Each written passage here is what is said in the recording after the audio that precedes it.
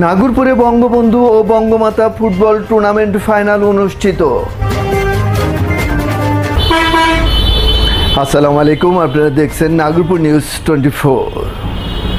টাঙ্গাইলের নাগরপুরে Bangabandhu gold cup ও Bangamata Sheikh Fazilatunnesa Mujib gold cup প্রাথমিক বিদ্যালয় ফুটবল টুর্নামেন্ট 2024-এর ফাইনাল খেলা ও পুরস্কার বিতরণী অনুষ্ঠিত হয়েছে। বুধবার সকালে সরকারি Jadunath pilot model school and college মাঠ প্রাঙ্গণে এ খেলার আয়োজন করা হয়।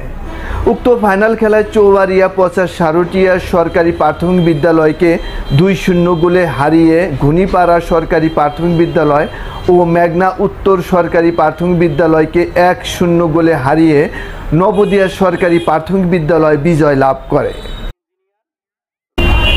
টুর্নামেন্টে উপজেলা প্রাথমিক শিক্ষা অফিসার মোহাম্মদ আলমগীর হোসেনের সভাপতিত্বে প্রধান অতিথি হিসেবে উপস্থিত ছিলেন উপজেলা নির্বাহী অফিসার ইউএনও রেজা মোহাম্মদ গোলাম মাসুম প্রধান।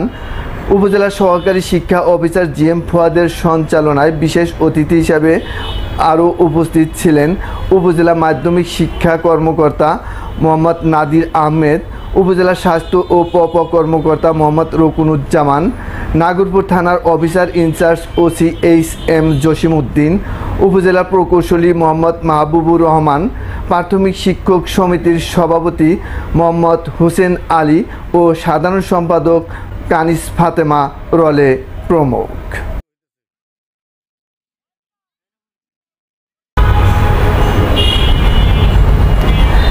এ সময় উপজেলার সকল প্রাথমিক বিদ্যালয়ের শিক্ষক শিক্ষিকা সহ ছাত্রছাত্রীরা উপস্থিত ছিলেন। সুপ্রিয় দর্শক, নাগরপুর নিউজ 24.com পেজ এবং নাগরপুর নিউজ 24 ইউটিউব চ্যানেলের সাথে থাকার জন্য আপনাদের সবাইকে অসংখ্য ধন্যবাদ।